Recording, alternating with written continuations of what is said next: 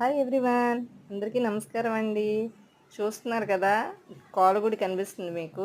Next ఒక పిల్లి కనిపిస్తుంది. నేను ఆ కోలగుడిలోనే ఉదయం కోడిని అందులో మోస్తానండి. అదేంటో తెలీదు మరి ఎందుకో ఆ పిల్లి వచ్చి అలాగా కూర్చొనే ఉండిపోయింది అక్కడ.